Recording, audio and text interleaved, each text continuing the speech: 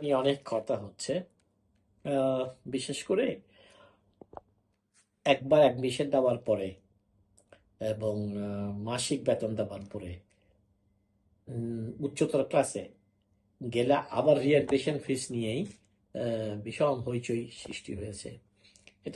এটা সঙ্গত কারণ হয়েছে, কারণ শিক্ষার ব্যয় এমনিই বেড়ে গেছে। মধ্যবিত্ত পর্যন্ত হিমশিম খাচ্ছে তাদের ছেলে মেয়েদেরকে ভালো একটি স্কুলে পড়াতে। আমি ভালো স্কুল বলেছি এর জন্যই, কারণ বেসরকারি স্কুল, সরকারি স্কুল এবং এরকম স্কুলগুলো, ইংলিশ মিডিয়াম স্কুল, এগুলো সবগুলোতে কিন্তু শিক্ষার মান নিম্নগামী। শিক্ষার মান পড়ে যাচ্ছে না, পড়ে গেছে। সো শিক্ষার মান পড়ে গেছে, তাই শিক্ষার কোয়ালিটি নিয়ে আমি কথা না বললে আমি বলতে চাচ্ছি যে ভালো স্কুলে এই মধ্যবিত্ত পড়াতে পারছে না। আর এখন শিক্ষার ব্যয় এত বৃদ্ধি পেয়েছে, শিক্ষা মধ্যবিত্ত নাগালের বাইরে চলে যেতে পারে।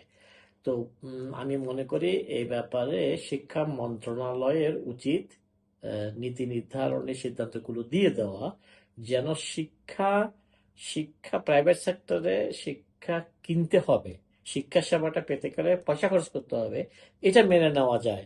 কিন্তু শিক্ষাকে অতি বাণিজ্যিকীকরণ, আমি আবার বলছি, শিক্ষাকে অতি বাণিজ্যিকরণের ক্ষেত্র হিসাবে কারো হাতে তুলে দেওয়াটা, এটা জনবিরোধী, গণবিরোধী এবং মানুষ বিরোধী কার্যক্রম হবে। সেজন্য আমি শিক্ষা মন্ত্রণালয়ের দায়িত্বে যে উপদেষ্টা আছেন, আমি তার প্রতি করছি যে আপনাদের যাওয়ার সময় হলেও কিন্তু সরকারি সরকারি সিদ্ধান্ত বহাল থাকে, এবং যাওয়ার সময় আপনাদের শেষ হয়ে গেলেও নীতি নির্ধারণের বিষয়গুলো যেন শিক্ষা সাধারণ মানুষের হাতের নাগালে থাকে।